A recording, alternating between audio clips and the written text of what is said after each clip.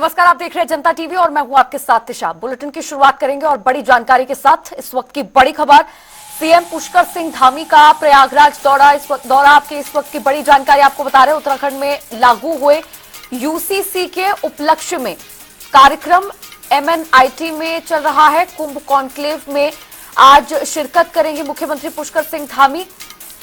HC bar association के सम्मान समारोह में भी सीएम पुष्कर सिंह धामी जाएंगे। तो आज प्रयागराज के दौरे पर सीएम पुष्कर सिंह धामी रहने वाले हैं।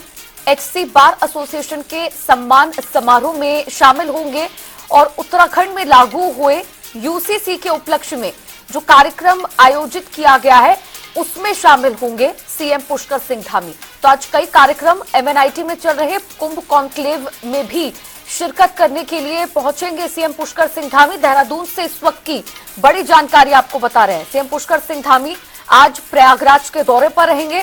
प्रयागराज पहुंचकर कई कार्यक्रमों में शिरकत करेंगे।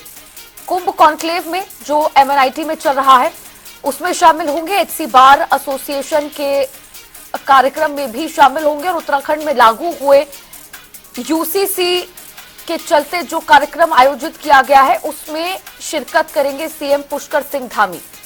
सम्मान समारोह, एचसी बार एसोसिएशन के सम्मान समारोह में शामिल होने के लिए पहुंचेंगे और उत्तराखंड में लागू हुए यूसीसी के उपलक्ष्य में भी जो कार्यक्रम है उनमें शिरकत करेंगे।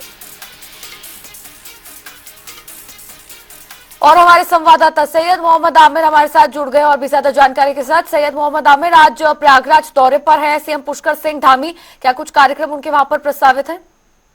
जी बता दें कि जैसे कि उत्तराखंड के मुख्यमंत्री पुष्कर सिंह धामी आज प्रयागराज पहुंचे हैं और वे सीधा एयरपोर्ट से यहाँ एमएनआईटी के परिसर में पहुंचे, सभागार में, जहां कुंभ को लेकर तीसरा कॉन्क्लेव हो रहा है जिसमें वो शिरकत करेंगे और साथ ही वहां पर शामिल होने के बाद वे सीधा इलाहाबाद हाई कोर्ट के बार एसोसिएशन पहुंचेंगे और जहां पर यूसीसी जो लागू हुआ है उत्तराखंड में उसके उपलक्ष्य में सम्मान समारोह रखा गया है हाई कोर्ट के बार एसोसिएशन में, जिसमें वे शामिल होंगे। जिसके बाद वे बमरौली एयरपोर्ट पहुंचेंगे और उत्तराखंड के लिए रवाना हो जाएंगे। जी सैयद मोहम्मद आमिर, प्रयागराज पहुंचेंगे आज सीएम पुष्कर सिंह धामी, कई कार्यक्रम है और सुरक्षा के लिहाज से क्या कुछ तैयारियां की गई है पुलिस प्रशासन की तरफ से? जी बता दें कि जैसे यूपी और यूके के दोनों के आज मुख्यमंत्री प्रयागराज में हैं, तो मुख्यमंत्री योगी आदित्यनाथ और मुख्यमंत्री पुष्कर सिंह धामी की सुरक्षा व्यवस्था को देखते हुए यहाँ पर चाक चौबंद व्यवस्थाएं हैं। पुलिस के द्वारा, एलआईयू के द्वारा और आईबी इंटेलिजेंस, हर कोई सतर्क अलर्ट है और ऐसे में चप्पे चप्पे पुलिस की तैनाती है और वीआईपी मूवमेंट को देखते हुए आज पूरा शहर में अलर्ट है। जी चलिए, बहुत बहुत शुक्रिया आपका जुड़ने के लिए और तमाम जानकारी साझा करने के लिए। तो बड़ी खबर इस वक्त से देहरादून से आपको बता रहे हैं, जहां पर सीएम पुष्कर सिंह धामी आज प्रयागराज दौरे पर रहेंगे। उत्तर प्रदेश के मुख्यमंत्री योगी आदित्यनाथ और उत्तराखंड के मुख्यमंत्री पुष्कर सिंह धामी दोनों ही आज प्रयागराज में मौजूद होंगे और कई कार्यक्रमों में शिरकत करेंगे। एमएनआईटी में चल रहे कुंभ कॉन्क्लेव में शामिल होने के लिए आज सीएम धामी प्रयागराज आ चुके हैं। और चलिए अब खबरों में आगे बढ़ेंगे। बता दें, सीएम पुष्कर सिंह धामी ऋषिकेश पहुंचे, जहां उन्होंने क्रांति दल के पूर्व अध्यक्ष त्रिवेंद्र सिंह पवार जी के निधन पर उन्हें श्रद्धांजलि दी। इस दौरान उन्होंने परिजनों से भेंट की और शोक संवेदना व्यक्त की। त्रिवेंद्र सिंह पवार जी का बहुत बड़ा योगदान है। उनका जाना हम सभी के लिए बहुत दुखद है, एक अपूर्णीय क्षति है। और दुर्घटना हुई है, उसकी जांच के लिए पहले ही आदेश कर दिए गए हैं कि इस प्रकार की दुर्घटनाओं की पुनरावृत्ति में हम सभी इस अवसर पर दुखी हैं। भगवान से प्रार्थना करते हैं कि उनको अपने श्री चरणों में स्थान दे और उनके पारिवारिक जनों को, सभी को इस जो असमय कष्ट आया है, इस कष्ट को सहन करने की शक्ति प्रदान करें। लगातार कुछ दिनों से रात में हादसे बढ़ रहे हैं, इसको लेकर कुछ ट्रांसपोर्ट नगर के लिए सभी तैयारियां हो गई हैं और वो कर रहे हैं। पार्किंग के लिए भी बात हो गई है, लगभग अंतिम चरण पर है। जल्दी ही पार्किंग भी बन जाएगी, ट्रांसपोर्ट नगर भी जो है, ये सब व्यवस्थाएं, जो भी सड़क दुर्घटनाएं हो रही हैं उससे संबंधित जो भी सावधानियां बरतनी है उस पर हम लोग विशेष रूप से पहले से भी कह चुके हैं और आगे उसको और तेजी से काम करेंगे। और चलिए बुलेटिन में आगे बढ़ेंगे इस वक्त की बड़ी जानकारी के साथ। बड़ी खबर सामने आ रही है देहरादून से। इस वक्त की बड़ी जानकारी आपकी टीवी स्क्रीन पर उत्तराखंड दौरे पर रहेंगे केंद्रीय गृह मंत्री अमित शाह। 28 नवंबर को देहरादून आएंगे केंद्रीय मंत्री और तैयारियों में प्रशासनिक अमला जुट चुका है। सुरक्षा को लेकर पुख्ता इंतजाम किए गए हैं। भारतीय जनता पार्टी कार्यकर्ताओं ने भव्य स्वागत की तैयारियां शुरू कर दी हैं। चूंकि केंद्रीय गृह मंत्री अमित शाह पहुंचेंगे उत्तराखंड दौरे पर रहेंगे। 28 नवंबर को देहरादून आगमन होगा केंद्रीय गृह मंत्री अमित शाह का, यानी कि कल के दिन केंद्रीय गृह मंत्री अमित शाह देहरादून पहुंचेंगे, उत्तराखंड दौरे पर रहेंगे और प्रशासनिक अमला सभी तैयारियों में जुट चुका है। भारत के गृह मंत्री और भाजपा के पूर्व राष्ट्रीय अध्यक्ष आदरणीय अमित शाह जी 28 नवंबर को उत्तराखंड के एक दिवसीय भ्रमण पर आ रहे हैं।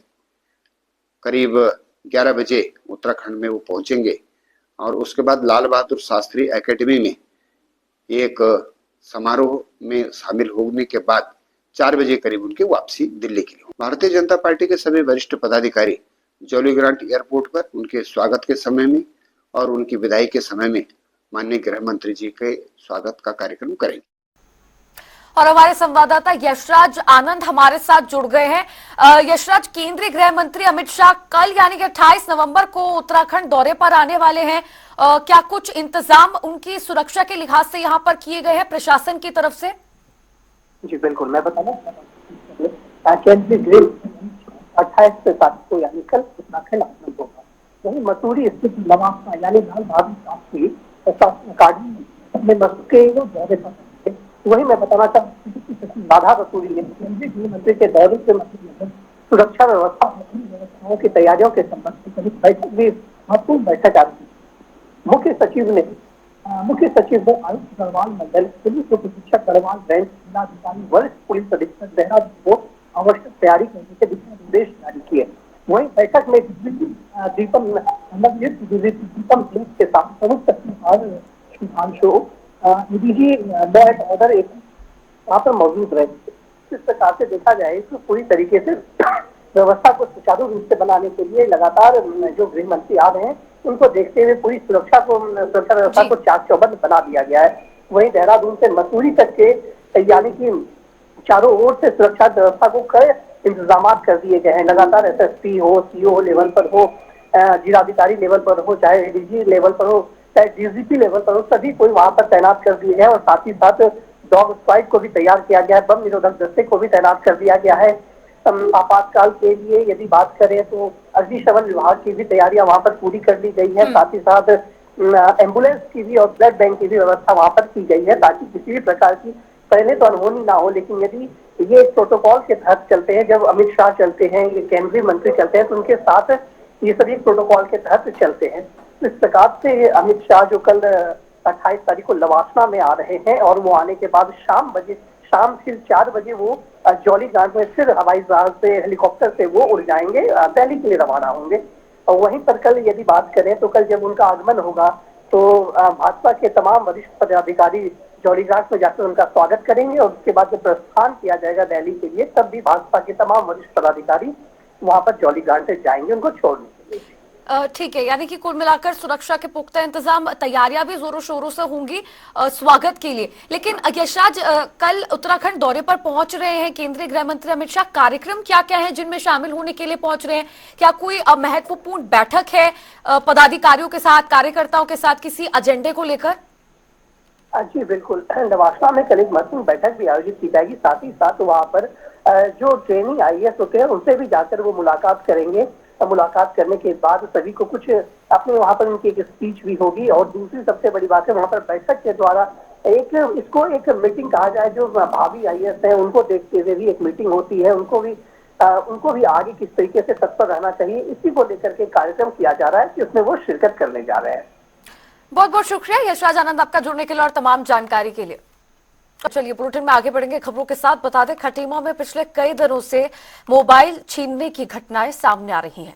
इसी कड़ी में एक लेते हुए खटीमा पुलिस को बड़ी सफलता हासिल हुई है। थाना अध्यक्ष के निर्देश पर पुलिस ने 2 शातिर चोरों को गिरफ्तार किया है, तो वहीं उनके पास से चोरी की मोटरसाइकिल और कई मोबाइल भी बरामद किए हैं। से 2-3 दिनों से लगातार फ़ोन छीनने की घटनाएं घटित हो रही थी, जिस संबंध में जो पीड़ित हमारे पास आए उनके तहरीर के आधार पर यहाँ अभियोग दर्ज किए विवेचना कार्रवाई शुरू की गई और उच्चाधिकारियों के निर्देश पर टीमों का गठन किया गया था और इसी के आधार पर मुखबिर की सूचना पर कल 2 लोगों को वही जो छीने हुए मोबाइल थे उनके साथ गिरफ्तार किया गया है और नियमानुसार इनको कोर्ट में पेश किया जाएगा।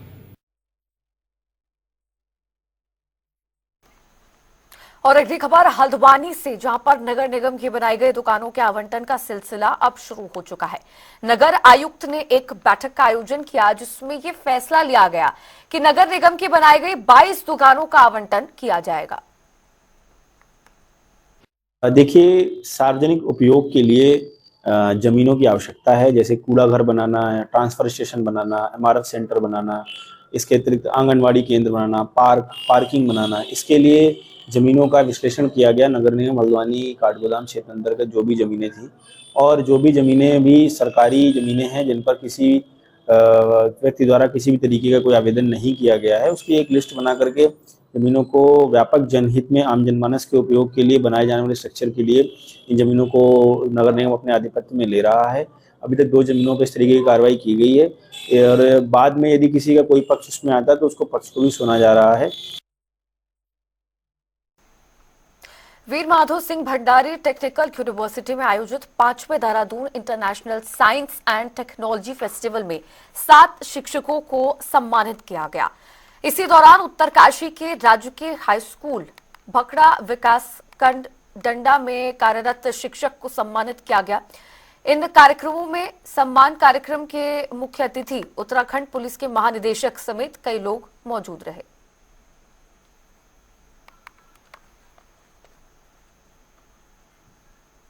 और वहीं देहरादून में संविधान दिवस कार्यक्रम का आयोजन किया गया।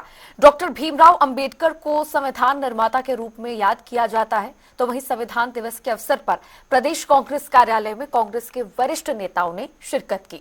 साथ ही कार्यकर्ताओं ने बाबा साहब की प्रतिमा पर पुष्प अर्पित कर उन्हें श्रद्धांजलि अर्पित करते हुए याद भी किया। आज भारत का संविधान दिवस है। 26 नवंबर 1949 को संसद ने, जो आज़ाद भारत की संसद थी, उसने इसको अंगीकृत किया, स्वीकृति दी और 26 जनवरी 1950 को पूरे देश में भारत का संविधान लागू हुआ। भारत का संविधान, इसके बारे में कुछ कहना या कुछ पूछना, ये कुछ बात तो अच्छी नहीं लगती। हमारा संविधान एक पवित्र पुस्तक है जिससे देश चल रहा है। समाज की आर्थिक, सामाजिक और राजनीतिक व्यवस्था और इसके साथ साथ जुड़े हुए और भी व्यवस्थाएं हैं जो संविधान ने हमें दी हैं, जिसके सहारे पर चलकर देश आज तरक्की पर आगे बढ़ रहा है। तो संविधान को, जो उसका प्रेमबल है, जो उसकी अवधारणा है, जो उसके उद्देश्य हैं, उनको जानना हर एक भारतीय नागरिक के लिए आवश्यक है। और हल्द्वानी में नगर निगम ने सार्वजनिक उपयोग के लिए शहर में नजूल भूमि पर कब्जे को लेकर होर्डिंग बोर्ड लगाना शुरू कर दिया है, जिसके चलते मुख्य नगर आयुक्त के निर्देश पर नगर निगम की टीम ने जज कोर्ट के पास सरकारी भूमि पर कब्जा लेते हुए उसमें नगर निगम के स्वामित्व के होर्डिंग बोर्ड लगाए हैं। वहीं जिसको लेकर मुख्य नगर आयुक्त विशाल मिश्रा ने बताया कि शहर में सार्वजनिक स्थलों, पार्कों और सरकारी उपक्रमों के लिए काफी भूमि की आवश्यकता है, इसीलिए नगर निगम ने ऐसी भूमि चिन्हित की गई। देखिए, सार्वजनिक उपयोग के लिए जमीनों की आवश्यकता है, जैसे कूड़ा घर बनाना, ट्रांसफर स्टेशन बनाना, MRF सेंटर बनाना, इसके अतिरिक्त आंगनवाड़ी केंद्र बनाना, पार्किंग बनाना। इसके लिए जमीनों का विश्लेषण किया गया। नगर निगम हल्द्वानी काठगोदाम क्षेत्र अंतर्गत जो भी जमीनें थी और जो भी जमीनें भी सरकारी जमीनें हैं जिन पर किसी व्यक्ति द्वारा किसी भी तरीके का कोई आवेदन नहीं किया गया है, उसकी एक लिस्ट बना करके जमीनों को व्यापक जनहित में आम जनमानस के उपयोग के लिए बनाए जाने वाले स्ट्रक्चर के लिए इन जमीनों को नगर निगम अपने आधिपत्य में ले रहा है। अभी तक 2 जमीनों पर इस तरीके की कार्रवाई की गई है और बाद में यदि किसी का कोई पक्ष उसमें आता है तो उसको पक्ष को भी सुना जा रहा है।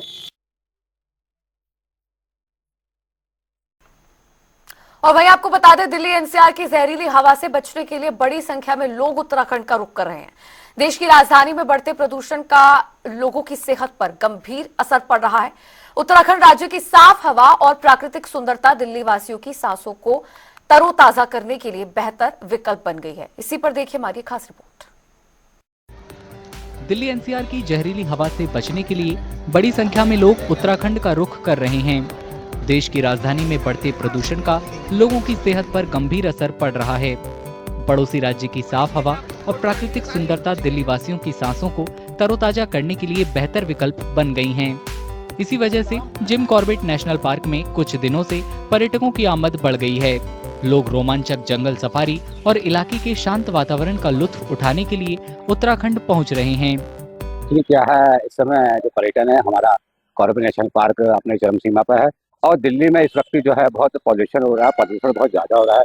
वहाँ स्कूलों में छुट्टियां भी पड़ी हुई है, तो जितने भी हमारे टूरिस्ट है दिल्ली के रहने वाले, हरियाणा के रहने वाले, पंजाब से रहने वाले, अपने बच्चों के साथ, अपने पेरेंट्स के साथ, यहाँ परिवार के साथ कॉर्बेट नेशनल पार्क में घूमने आ रहे हैं। लोग देवभूमि की प्राचीन जगहों, वन्य जीवन और खुली हवा में सांस लेकर खुश हैं। कुछ सैलानी प्राकृतिक नजारों का भी आनंद ले रहे हैं।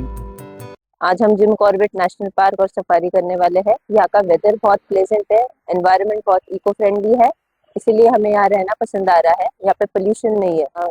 फॉर नाउ यहाँ पे नासिक में, दिल्ली में, मुंबई में बहुत पोल्यूशन हो गया है।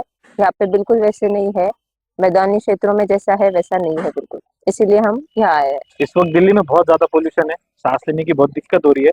इससे थोड़ा टाइम निकाल के हम इस जगह पे जिम कॉर्बेट में आए घूमने के लिए। थोड़ा सांस लेने में अच्छा लग रहा है और थोड़ा हेल्दी लग रहा है। यहाँ पे हम यहाँ घूमने आए हैं क्योंकि सब तरफ पोल्यूशन बहुत ज्यादा हो रहा है, तो यहाँ अच्छा लग रहा है, सांस लेने में भी दिक्कत नहीं है। बहुत हरा भरा जंगल वगैरह, सफारी वगैरह एकदम बढ़िया है, तो यहाँ थोड़ी मतलब एंजॉय करने आए परिवार के साथ। बढ़ते प्रदूषण के चलते लागू ग्रैब 4 की वजह से दिल्ली में BS3 और BS4 बसों पर रोक लगी है। इसी वजह से उत्तराखंड परिवहन निगम को यात्रियों के लिए वैकल्पिक बसों की व्यवस्था करने में कई चुनौतियों का सामना करना पड़ रहा है। दिल्ली में जो है बहुत ज्यादा प्रदूषण हो रहा है। प्रदूषण के कारण यात्री सभी पहाड़ों की तरफ जहाँ जो लोग रहते हैं वहाँ जा रहे हैं। काफी दिक्कत हो रही है प्रदूषण के खातिर, और बसें नहीं मिल पा रही हैं, उससे बहुत सारी दिक्कत हो रही है लोगों को। और देख रहे हैं आप यहाँ पे लोग कितने परेशान हैं बसों के चक्कर से। नवंबर महीने में दिल्ली की वायु गुणवत्ता बहुत खराब और गंभीर श्रेणी में बनी हुई है, लेकिन इससे उत्तराखंड के पर्यटन उद्योग को फायदा हो रहा है। और इस खास रिपोर्ट के साथ बुलेटिन में फिलहाल के लिए इतना ही। रुक रहे हैं एक छोटे से ब्रेक के लिए।